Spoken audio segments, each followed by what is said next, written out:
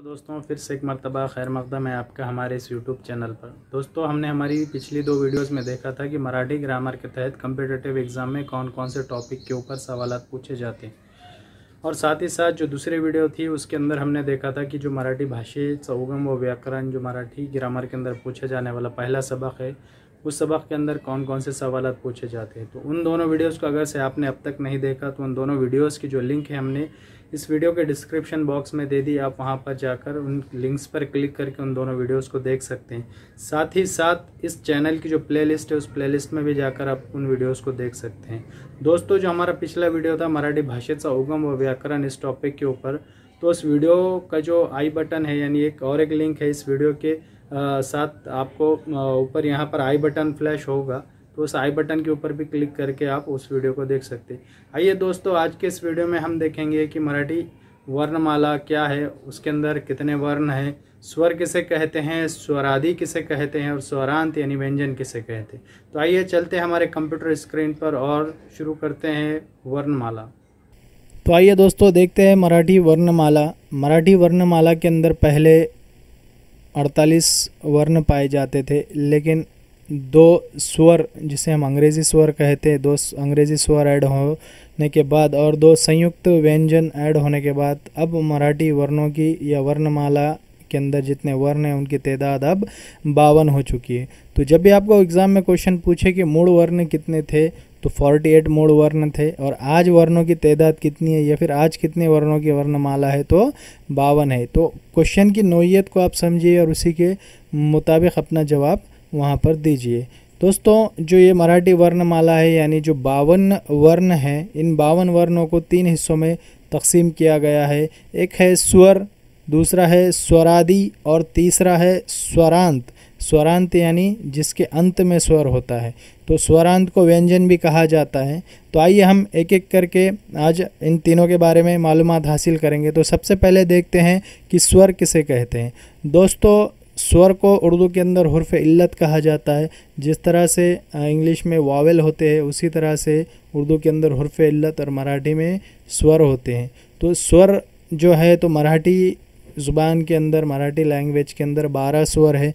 तो 12 स्वर के बाद प्लस हमने यहाँ पर 2 किया है, क्योंकि जो नए अंग्रेज़ी 2 स्वर यहाँ पर ऐड हुए, तो इसके लिए हमने इसे अलग से 2 आपको बताया है ताकि आपको चीज़ जहन नशीन रह सके। तो 12 + 2 इस तरह से जो आज के स्वरों की तादाद है वो मराठी वर्णमाला में 14 स्वर हो चुके हैं। तो कौन से स्वर है आइए वो देखते हैं। अ, आ, ई, उ, रू, लू, ए, आ, आई, ओ, औ। और ये 2 जो अम और आह है, ये इन्हें स्वर आदि कहा जाता है। स्वर प्लस आदि यानी ऐसे वर्ण जिनके आदि में यानी शुरुआत में, जिनके पहले क्या होता है, स्टार्ट में क्या होता है, स्वर होता है, इसलिए इन्हें स्वरादि कहा जाता है। तो ये अनुस्वार है और ये विसर्ग है। इसके बारे में भी हम आगे तफसीली मालूमात हासिल करेंगे कि अनुस्वार किस तरह से इस्तेमाल होता है। आइए अब देखते हैं जो तीसरा टाइप है। हमने स्वर देख लिया, स्वरादि देख लिया, अब स्वरांत किसे कहते हैं। जिस तरह से स्वर आदि में स्वर पहले होता है, उसी तरह से स्वरांत में स्वर क्या होता है, अंत में होता है, लास्ट में होता है, शेवट में होता है, इसीलिए इसको क्या कहा गया, स्वरांत कहा गया। तो जो व्यंजन है मराठी के अंदर, वह व्यंजन की जो तादाद है यानी स्वरांत की जो तादाद है वो 36 है। आप ये याद रखिए। 14 स्वर है हमारे पास, प्लस 2 स्वरादि है, इनकी तादाद हो गई 16 और बाकी जो बचे वो हमारे पास 36 व्यंजन है। तो व्यंजन कौन कौन से हैं आइए वो देखते हैं। क, ख, ग, घ, ये क वर्ग के व्यंजन है, इसे ग कहा जाता है। आप इसे डो ना पढ़े, ये ग है। वांग्मय जिस तरह से हम लिखते हैं तो इसमें ग और न की आवाज़ यहाँ पर मिल के आती है, ग। उसके बाद ये छ वर्ग के वर्ण है जिसके अंदर च, छ, ज, झ और ये न है, इसे त्र ना पढ़े, त्र इस तरह से लिखा जाता है। और त्र जो है तो ये वर्ण नहीं है, ये संयुक्त व्यंजन है। तो ये त और रो से मिलकर बना है। तो ये आप ये दोनों का जो फ़र्क है वो याद रखिए। तो ये जो न है तो ये चंचल के अंदर इस्तेमाल होता है। तो चंचल की जब हम फोड़ करेंगे तो किस तरह से नो का हम इस्तेमाल करते हैं वो आगे हम वो सीखने वाले हैं जब हम अनुस्वार टॉपिक या अनुनासिक टॉपिक हम जब देखेंगे। उसके बाद ट गट है। ट गट के अंदर ट ठ ड ढ न ये वर्ण आते हैं। उसके बाद त थ द ध न ये वर्ण त वर्ग के अंदर आते हैं। और प वर्ग के जो वर्ण है वह है प फ ब भ म।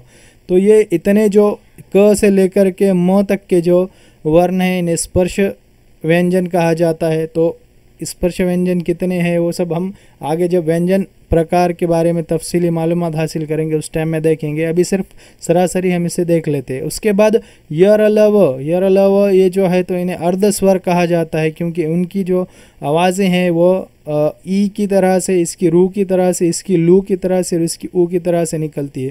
तो जब हम व्यंजन टॉपिक डिटेल में पढ़ेंगे तो आपको फिर से मैं वो चीज़ें तमाम समझा दूंगा। आइए उसके बाद के जो व्यंजन है वो श श स, इसे ऊष्मय या फिर घर्षक कहा जाता है। तो इन्हें क्यों घर्षक कहा जाता है वो भी हम देखेंगे। उसके बाद वाला है ह, इसे महाप्राण कहा जाता है क्योंकि इसका जब हम उच्चार करते हैं, इसकी जब हम अदायगी करते हैं तो हमारे हल्क से हवा जो है तो बहुत ज़्यादा तादाद में बाहर निकलती है, इसलिए इसे महाप्राण कहा गया है।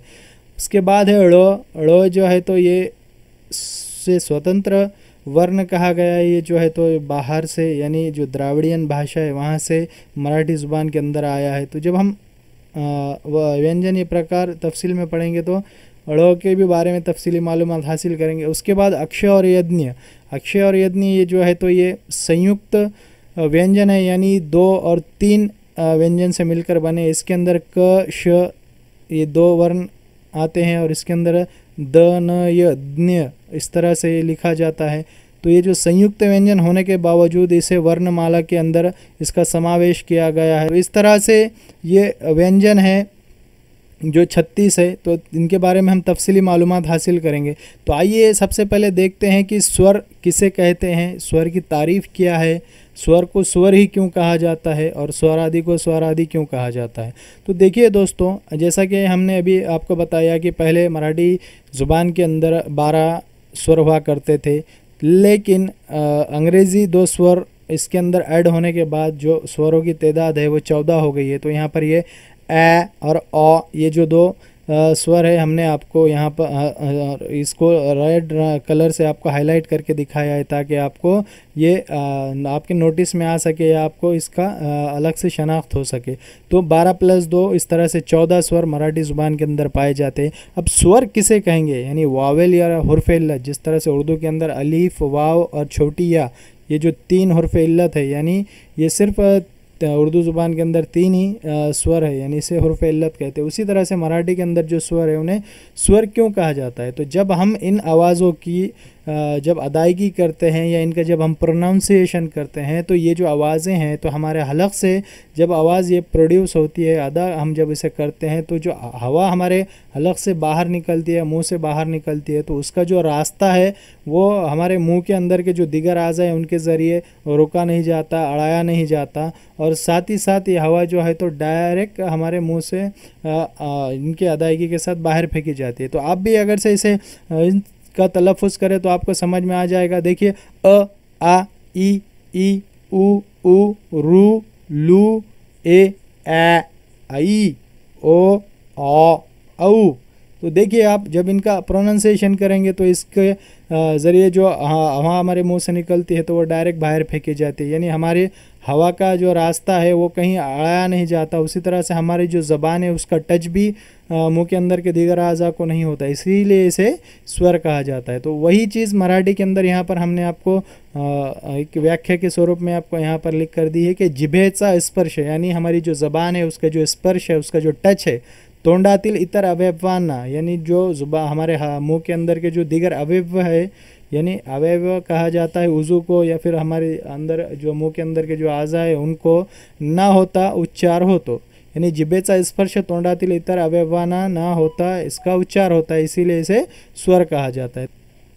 दूसरा है दोस्तों स्वरादि। स्वरादि यानी स्वर प्लस आदि, इस तरह से स्वर आदि ये पूरा लफ्ज़ बना है। तो स्वर और आदि यानी जिसके पहले में स्वर होता है, जिसके स्टार्ट में स्वर होता है, उसे हम स्वर आदि कहते हैं। तो ये जो अनुस्वार जो आपको का हम बचपन से पढ़ते आ रहे हैं, तो इसके पहले अ आया है, फिर उसके बाद अनुस्वार आया है। जैसा इसका अगर से हम उच्चार देखें तो क के ऊपर हम देंगे तो कम, पहले क की आवाज़ आएगी, फिर अनुस्वार की आएगी, यानी इसके पहले क्या होता है, स्वर होता है, इसीलिए इसको स्वरादि कहा जाता है। तो अनुस्वार के मायने होते हैं किसी दूसरे पर स्वर या फिर दूसरा स्वर या फिर पीछे से आने वाला।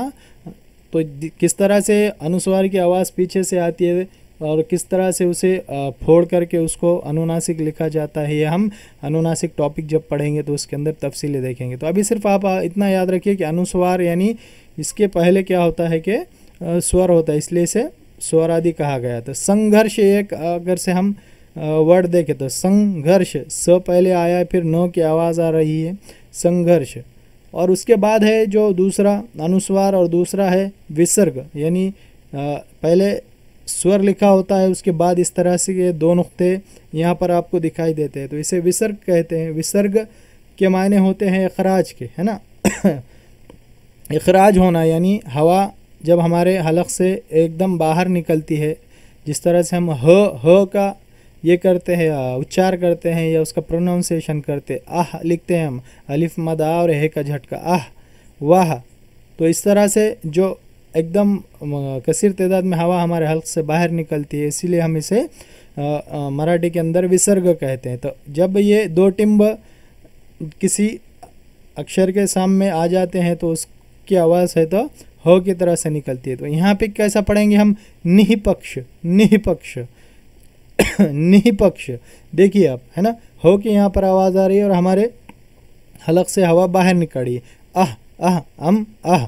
तो ये हवे का जो विसर्ग होता है, यानी हवा जो खारिज होती है हमारे हल्क से, इसलिए इसे विसर्ग कहा गया है। और विसर्ग के पहले क्या आता है, स्वर आता है ना, इसीलिए इसे स्वरादि कहा गया है। आइए दोस्तों, आप देखते हैं कि स्वर को किन किन बुनियाद पर उनकी तकसीम की गई है या फिर कौन कौन सी स्वर की किस्में हैं। तो स्वर को दो बुनियाद पर अलग अलग तरह से बताया गया है। एक है तलफ़ुज़ की बुनियाद पर स्वर की किस्में और दूसरा है उच्चार स्थान ना वरुण पढ़नारे प्रकार, यानी जो अल्फाज की अदायगी करते वक्त जो मुंह के अंदर के आज़ा हमारे जो पार्टिसिपेट करते हैं, जो हिस्सा लेते हैं, उसके बुनियाद पर और जो तलफ़ुज़ निकलता है उसकी बुनियाद पर, इस तरह से दो तरह से जो स्वर है यानी जो हमारे हुर्फ़ इल्लत है मराठी के, उन्हें बांटा गया है। तो सबसे पहले देखते हैं कि तलफ़ुज़ की बुनियाद पर स्वर की कितनी किस्में हैं। तो तलफ़ुज़ की बुनियाद पर स्वर की 4 किस्में हैं और पांचवा है स्वर आदि। तो स्वर जो है तो उन्हें 4 हिस्सों में किस तरह से तलफ़ुज़ की बुनियाद पर बांटा गया है, आइए देखते हैं। तो सबसे पहली जो किस्म है उच्चार यानी तलफ़ुज़ की बुनियाद पे, वो है रस्व स्वर। दूसरा जो है वो है दीर्घ स्वर। तीसरा जो स्वर का प्रकार है या किस्म है वो है संयुक्त स्वर। और चौथा जो है तो वो अंग्रेज़ी स्वर। इस तरह से 4 हिस्सों में जो स्वर है उन्हें बांटा गया है। तो रस्व जो स्वर होता है उसे हम अखुड़ उच्चार वाले स्वर या फिर मूल ध्वनि भी कहते हैं। अखुड़ उच्चार यानी ये जो लफ्ज़ है, इनका जो तलफ़ुज़ है, ये जो स्वर है अखुड़ उच्चार वाली या रस्व स्वर, तो इनका जब हम तलफ़ुज़ करते हैं या इन्हें प्रोनाउंस करते हैं तो इनकी जो आवाज़ है तो एकदम फ़ौरी हमारे हल्क से अदा हो जाती है। तो इसीलिए हमने इसे यहाँ पर आपको फ़ौरी अदा तलब कहा है। तो फ़ौरी अदा होने वाले, तो देखिए अ, ई, उ, रु, लु, ये जो 5 स्वर है, ये ऐसे स्वर है कि इनकी जो अदायगी है यानी इनका जो प्रोनाउंसिएशन है ये बहुत ही मुख्तसर होता है, यानी शॉर्ट में एकदम फास्ट इनका जो तलफ़ुज़ है तो वह हमारे ज़ुबान से या फिर हमारे मुंह से हो जाता है। तो इसके अंदर हमने यहाँ पर लास्ट वाला जो 5वां जो रस्व स्वर है उसे थोड़ा सा यहाँ पर हाईलाइट करके आपको दिखाया है। तो ये जो लू स्वर है ये मराठी भाषा के अंदर से नष्ट होता जा रहा है, यानी इसका लोप हो रहा है, लोप पावने यानी इसका ख़ात्मा हो रहा है, यानी ये कम इस्तेमाल होता है, इसलिए धीरे धीरे करके इसके जो लिखने का रिवाज है वो ख़त्म होता जा रहा है। तो एग्ज़ाम के अंदर क्वेश्चन पूछता है की मराठी भाषेतून कोणता स्वर लोप पावत आहे या कोणता वर्ण लोप पावत आहे, तो आपको लू, ये याद रखना होगा। तो दोस्तों जिस तरह से हमने रस्व देखा उसका अपोजिट है दीर्घ। रस्व कहते हैं छोटे को या फिर कम को, और दीर्घ कहते हैं बड़ा या लंबा। तो यहाँ पर हमने लिखा है लांबट उच्चार, यानी इसका जो तलफ़ुज़ होता है थोड़ा सा लंबा खींचकर हम करते हैं। तो तदुत्पन्न भी किसे कहते हैं? तदुत्पन्न के मायने होते हैं देर से, तदुत्पन्न है ना, देर से अदा होने वाला। तो देखिए कौन से है, अ ये शॉर्ट है, उसी तरह से आ हम बोलेंगे। तो आ यानी थोड़ा सा ये लंबा इसको खींचकर बोला जा रहा है। ये जो ई है, बड़ा ई जिसे हम उर्दू के अंदर कहते हैं, तो इसे भी जब हम प्रोनाउंस करेंगे, इसका तलफ़ुज़ करेंगे, तो इसे भी कहेंगे ई। और ये है ऊ। तो ये जो तीन है, ये तीनों भी क्या है, ये दीर्घ स्वर है। और इसके अलावा ये इधर के जो चार स्वर है ये भी दीर्घ स्वर है, ए, आई, ओ, औ, क्योंकि इनका जो तलफ़ुज़ है वो थोड़ा सा खींच करके, थोड़ा सा लंबा करके इन्हें पढ़ा जाता है। लेकिन इसे हमने इधर ना रखते हुए इधर रखा है, क्योंकि ये दीर्घ होने के साथ साथ संयुक्त स्वर भी है।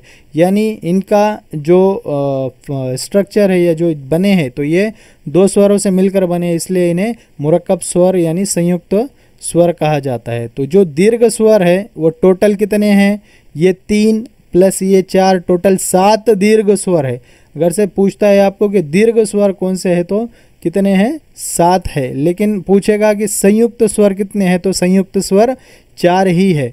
तो अब क्वेश्चन एग्जाम के अंदर ऐसा पूछता है कि सर्व दीर्घ स्वर है संयुक्त अस्ता, जवाब सही है क्या? तो जवाब सही नहीं है। सर्व दीर्घ स्वर ये संयुक्त नहीं होते हैं, सिर्फ ये 4 स्वर ही जो है तो वो संयुक्त है। लेकिन संयुक्त स्वर भी दीर्घ स्वर होते हैं। अगर से ऐसा पूछा तो इसका जवाब सही है। तो संयुक्त स्वर जो है तो वो दीर्घ है, लेकिन सब के सब दीर्घ स्वर संयुक्त नहीं है। बात आप ये जहन नशीन कर लिए। तो अब जिस तरह से हमने दीर्घ स्वर इधर के 3 देखे, आइए अब जो संयुक्त स्वर जो दीर्घ भी है उनके बारे में मालूमात हासिल करते हैं। तो ए, आई, ओ, औ, ये जो 4 स्वर है इन्हें संयुक्त स्वर कहा गया है। ये दीर्घ होने के साथ साथ संयुक्त भी है। अब संयुक्त किस तरह से? क्योंकि ये 2 स्वरों से मिलकर बने हैं। तो ए का जब हम उच्चार करते हैं, तलफ़ुज़ करते हैं, तो इसके साथ ओ और ई का उच्चार होता है। हमारी ह्रस्व ई और दीर्घ ई का इसके अंदर उच्चार होता है, इसीलिए ये 2 स्वरों से मिलकर बने, इसलिए इन्हें संयुक्त स्वर कहा गया है। आई, आई जो है तो आ और ई से मिलकर बना है, इसे आई पढ़ते हैं। तो ये आ और ई से मिलकर बना है, इसीलिए इसे भी संयुक्त कहा गया। ओ जो है तो हमारा ओ, अ प्लस ऊ से मिलकर के बना है। और औ जो है तो आ और ऊ से मिलकर बना है। यानी ये जो 4 स्वर है ये दीर्घ होने के साथ साथ संयुक्त भी है। तो दीर्घ स्वर टोटल 7 है, संयुक्त 4 है। संयुक्त स्वर दीर्घ है, लेकिन सब के सब दीर्घ स्वर संयुक्त नहीं है। ये चीज़ें आप समझ लीजिए। उसके बाद जो अगला स्वर का प्रकार है वह है अंग्रेज़ी स्वर। तो ये जो 2 नए स्वर अंग्रेज़ी के मराठी वर्णमाला के अंदर ऐड होने की वजह से मराठी स्वरों की तादाद 12 से 14 हो गई। और इसका जो आधार है तो वो 2009 का GR है, और जो NCERT की जो बुक्स है उसके अंदर इसका उल्लेख मिलता है। इसीलिए मराठी में भी हम इसे 14 स्वर ही, इनके पूरी जो तादाद है वो 14 ही कहेंगे। तो इस तरह से ये अंग्रेज़ी स्वर ए और अ, और लास्ट में है स्वरादि अम और अह। तो स्वरादि के बारे में भी हमने मालूमात हासिल की। जब हम अनुस्वार यानी अनुनासिक का टॉपिक देखेंगे तो इस अनुस्वार के बारे में तफसीली मालूमात हासिल करेंगे। और ये तो विसर्ग है, ये आपको मालूम है कि इसका ह की आवाज़ इसकी निकलती है, तो इसे विसर्ग कहा जाता है। आइए दोस्तों अब देखते हैं कि जो उच्चार स्थान है, यानी जो हमारी आवाज़ों की अदायगी की जो जगह है, जहाँ से जो उज़ू का इस्तेमाल, उज़ू यानी जो हमारा जो हिस्सा है ज़ुबान के अंदर, जैसे ज़ुबान है, हमारी तालू है, दांत है और हमारे होठ है, तो ये इनका जो रोल होता है उस बुनियाद पर जो स्वरों को बांटा गया है, तो वो कौन कौन से उनकी किस्में हैं वो देखेंगे। दोस्तों अब सबसे पहले इस पेज पर आपको यहाँ पर ये एक छोटा सा चौकोन नज़र आ रहा होगा। इसके अंदर हमने वही चीज़ यहाँ पर आपको थोड़ा सा हाईलाइट करके बताई है कि सर्व संयुक्त यानी मुरक्कब स्वर दीर्घास्तक जो ए, आई, ओ और औ है, ये जो संयुक्त स्वर है तो संयुक्त होने के साथ साथ दीर्घ है ना। तो पहले 3 कौन से? पहले 3 आ, ई और ऊ, प्लस ये 4, तो टोटल दीर्घ स्वरों की जो तादाद है वो 7 है। पण सर्व दीर्घ घ होना चाहिए था यहाँ, पण सर्व दीर्घ स्वर संयुक्त नसतात, यानी सबके सब दीर्घ स्वर संयुक्त नहीं है।